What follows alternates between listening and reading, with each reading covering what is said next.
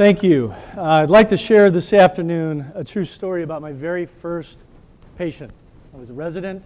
It was Saturday. Harold, a 69-year-old male, presented to the hospital with 6 weeks of headaches. Our evaluation showed he had cancer, and it had spread to his brain.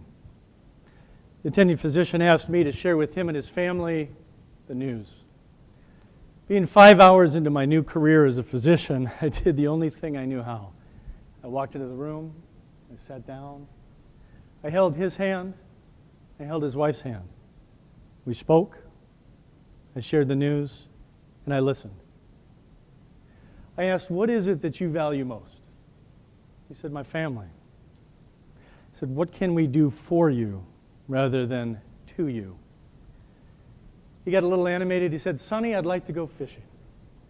I said, "That we can do." Harold went fishing the next day, and he died about a week later. Since that time, I've thought about that conversation quite a bit and how it doesn't happen often enough. And as such, the greatest threat to the American way of life right now is healthcare expenditures. 20% of the U.S. GDP goes for healthcare.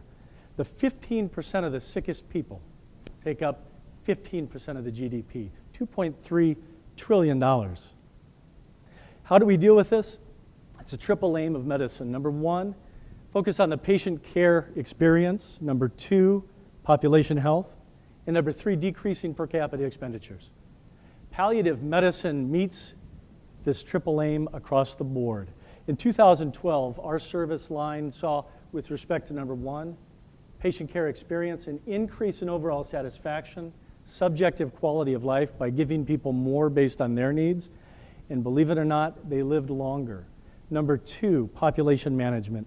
In our outpatient clientele, we had a 0% 12-month admission rate for 94% of that group. We had a 43% reduction in 30-day readmissions for that same population as well. As far as per capita expenditures, we had a 67% reduction in expenditures for the sickest of the sick, nearly $10 million in savings. Palliative care is true patient-centric care, listening and hearing what patients want. Sickest of the sick, like Harold. He did not have much time with us, but palliative care is not limited. It's from diagnosis to the end of life. Days, weeks, months, years. It is putting together that big puzzle so that people can understand diagnoses, they can understand their options, and they get accurate, honest prognostication. Palliative medicine is the change that can accommodate healthcare today and in the future. It is beyond medicine, and it is what we all deserve. Thank you.